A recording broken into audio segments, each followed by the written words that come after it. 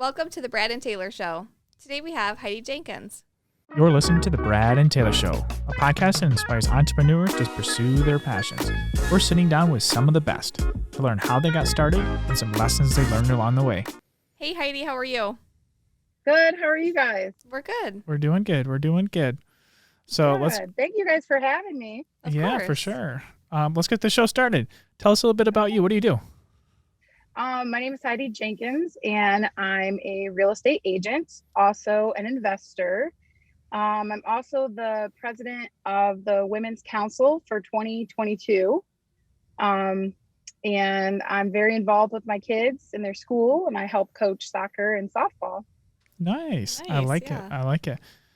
I have a question for you. So what came first, the real estate or the investment? Which one did you do first? Investment first. Okay. So we were kind of doing flips, and we built a couple homes and then sold them, and then we did started flipping houses and properties. And my actual broker, who I'm with, is the one that was like, you'd be great at real estate, you should do it. I used him to sell one of our houses. Okay. And I met him I was a for sale by owner with the first house we built, and then the second house I reached out to him and was, hey, we're gonna sell this, if you want to sell it, bring me a buyer and I'll pay you. He's like, well, I'll just list it for you. I'll do this. And I'm like, okay, fine. Why not? Because I remembered how bad it was as a for sale by owner my first time. And so that's kind of how that got started. And then he kind of gave me the little idea of going to be a real estate agent. And I've been an agent for a little over 2 years now, licensed in Ohio and Michigan. Nice. Did you jump on board right away, or did it take some time for you to be like, okay, I'm going to do this. I'm going to get my license. I'm going to go for it. It took me about a year because I joined right away in the middle of selling the house and for my classes. But on top of that, after selling it, we bought a flip renovated house that we renovated the whole house, and we lived there, which was crazy. I would never recommend doing that again. I would never do it. I told my husband, never again. If you want to stay married, we cannot live in it. Like, we can buy it and be in our house now and rent it, that way. But I was really stressed. I was working full time and trying to go to school to be a realtor, coaching. I was involved in a lot of things on top of renovating, so I was super stressed out. So it did take me a little while, and then I kind of was regretting that it took me that long. Like, why did I wait so long to do it? I should have just did it right away. So I don't recommend, if you're going to do it, just finish it. Don't take your time. It's a lot easier to just go through it and take the test, right away when you're done. Yeah, that's awesome. When you were younger, is this what you planned for your future? Did you know you wanted to be in investment and in real estate? No, I wanted to be a teacher. Okay. I love kids and helping others. So that was kind of where I was with that. Never had it on my blueprint at all. It still kind of goes hand in hand, though, because you're still helping others. Yep. I do also do the mentorship at our brokerage with new agents that come on board. So I'm helping them, teaching them how to write contracts, how to negotiate, building a team of my own. So I still am. That is true. Yeah. Best of both worlds, right? Yes. Except I don't get my summers off. Yes. No. Nope. Yeah, you work double that now. Yeah. The busy time. Yeah. No summer vacations, but that's okay. I'm sure you still squeeze in some time for yourself and your family. Yeah, we still vacation, so that's not a problem. But that's the only thing I would say with the teacher that's different. Yeah. They're lucky they get the nice summer off and get to hang out with the kids. Complete opposite of you right now, your schedule. Correct. That's why I'm in my car with us right now. Pulled over. The actual real life of a realtor. Yes. At home. Yep. Yes, for anybody new that's watching, this is a reality check right now. This is what you're going to be doing. You're going to be in your car. Make sure you pack snacks for your day and drinks, and you'll be good to go. That's awesome. That's funny. So is there any advice that you got back when you started, either for the investment side or the real estate side, that kind of stuck with you along the way? There's always deals. There's always ways to make a deal out there. So like right now, everybody's like, oh, it's such a bad market. I've done 3 flips this year and bought 2 rental properties. So if you look for it, there's deals. And then just stick with it. When I first started, my first 6 months, I only sold 2 houses, and I was like pretty sad about that. And it was the same person, a buy and a sell. And then when I got hooked up with Ivan, who is the broker and owner of Serenity Realty, he helped me out a lot with seeing the bigger picture, because I didn't have the goals that he was like, well, you should have this, and where do you see yourself with this, and this is what you should be doing. So he literally like held my hand and opened up a whole variety of doors that I didn't even know existed. So I definitely recommend finding a mentor if you're going to do real estate, and getting connected with somebody who is a top producer.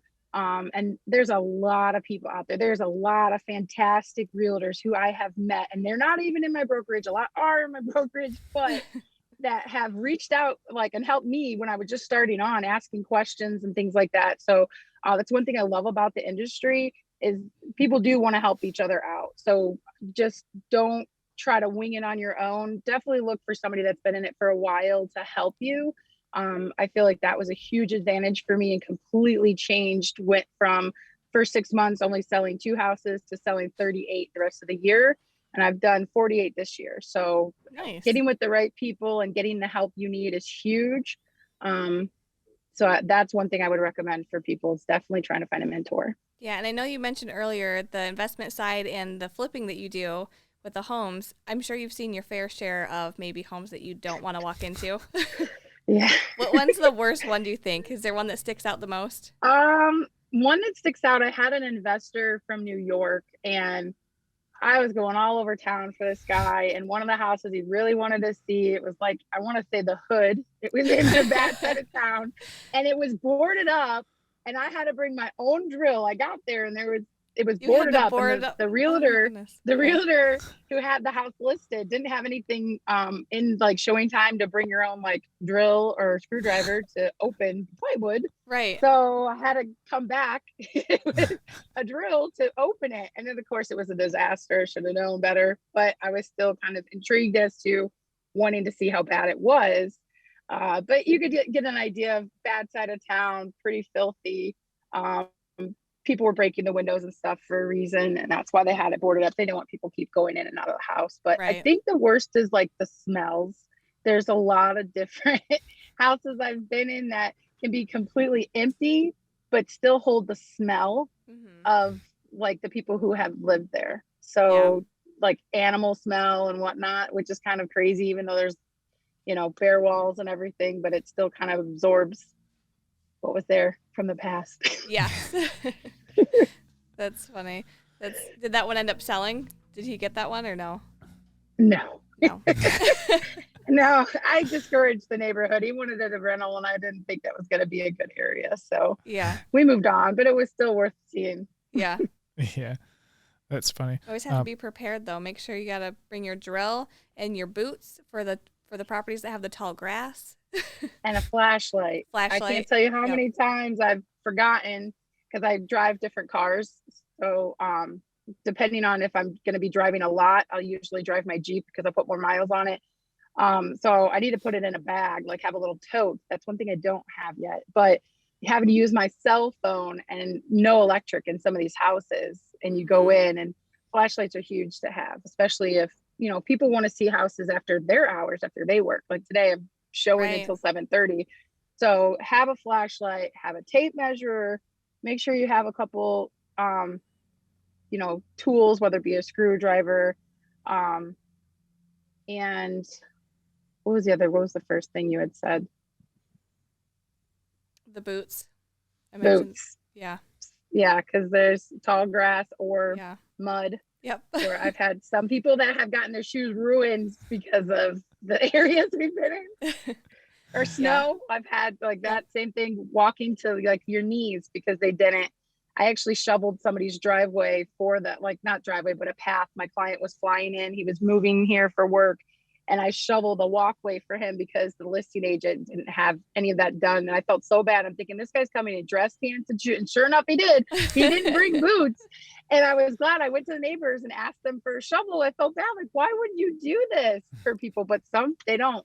Some of them, that's really weird with some things in the industry that you see. That is an exciting thing, though. I will say there are some weird things I've never thought I would see, that I've seen them use duct tape to hold up things. And you kind of wonder, they say duct tape fixes everything. I've seen trim and it's exciting. There's a lot of fun things with it. I will say that with it. Yeah. Yeah, That's there's good funny. and bad parts to all of it. Yes. Yes. So tell us more about what do you got going on now? We talked about your past. What about you got going on Yep. now into the future?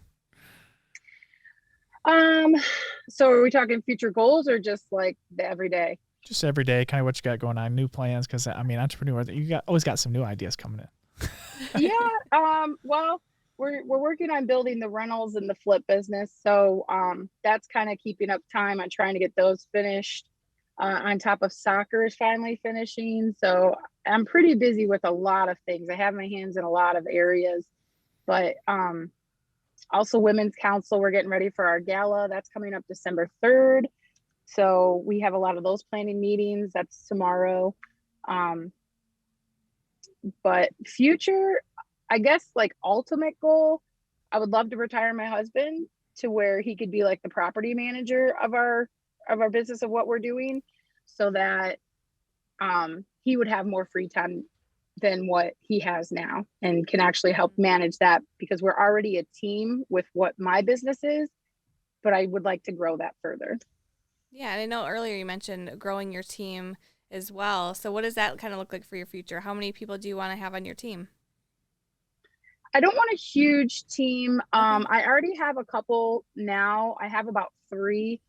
And I have some agents that are working on getting their license. So basically that would be me on helping them as buyer's agents and training them and helping them grow to be top producers, but also freeing up my time to do other things and endeavors to help with my business growing. Yeah, and I know you said you're coaching them too, right? I yeah. do the mentorship. Yep. Okay. So I have 3 mentorees, which are on my team. And then I have one that is not on my team yet, not really talked to her about that. I've met her a couple times and have gone over training and working on building her up and things, getting her ready to go. But she's hungry for it and she's ready to hit the ground running. So that's awesome. Hopefully she'll want to, but that's up to her. Yeah. How do you keep everything in line? Do you have so many things going on all the time? It seems like, are you really good at time blocking? I actually have my calendar scheduled out for like 2 years. Okay. So I have stuff preset in my Google Calendar. So I get alarms for multiple things to remind me to do things throughout the day, which is kind of nice. So I always have that in the back of my head. But yes, I have to time block. There's times where I'm like, oh no, who am I showing this house to? I forget. So I have to put it in my calendar so that I remember, because I have it in showing time, but I also will put it in so I know who the person is at that time, because sometimes you're showing multiple people throughout the day. But I have to do time blocking, because with everything I have going on between Women's Council, coaching, their school activities, the mentorship, doctor's appointments, it can be overwhelming. And I know a lot of people like, I don't know how you do it. Well, not a lot of sleep and hard work and determination. If you want something, you'll make it happen. You'll make time for it. There's no doubt. But you have to have that drive for it. Yeah, absolutely. If you could start over today with all the knowledge that you have, what's one thing you do differently? I know you mentioned maybe you would start sooner. Is there anything else? I would have started sooner. Yeah. I wish I would have started sooner. I wish some of the books that I've read that have led me to where I'm at as well, changing my thinking, I wish I would have picked them up in my early 20s and started sooner, for sure. Yeah. That's awesome. What books? Yeah. Since you mentioned books, what's your favorite book? I would say The 4 Agreements is really good for a real estate agent. And then if you're looking at being an investor, I would highly, highly recommend Rich Dad, Poor Dad if you've never read it. Yep. So it's a phenomenal book. Yeah, that's awesome. I like it. How can people get a hold of you? They can reach me on my cell phone at 419-810-1497, or my email, which is HeidiJenkins.419@gmail.com. Awesome. I like it. Hey, thanks for coming on and sharing your story with us today. You're welcome. It was great. You guys have a great day. Are these working? All right. Here we go. Oh, there we go. I think they're working. Should we tell them? Mine keeps falling. It doesn't like my voice. What do we got to tell them? Subscribe. Subscribe. What do we got to point at it? Hey, I think there's a subscription button like It might be there. might be right there too. Somewhere. Somewhere. It's red. Yeah. And it's Red. blue. It's green. I don't really know. It's a color. This mic isn't even attached. Did you plug these in? Well, I guess I wonder if they can hear us. yeah. I wonder if they hear us. Well, we should probably tell them if they can hear us. We should probably tell them also give us a 5-star review if they're listening on Apple. That'd be cool. 5 5-star stars, review. guys. Share it with everybody they can think of. We won't take But- 4 stars. I mean, Taylor, I don't even think these are on. I mean, No, I don't think this is working. This is not working.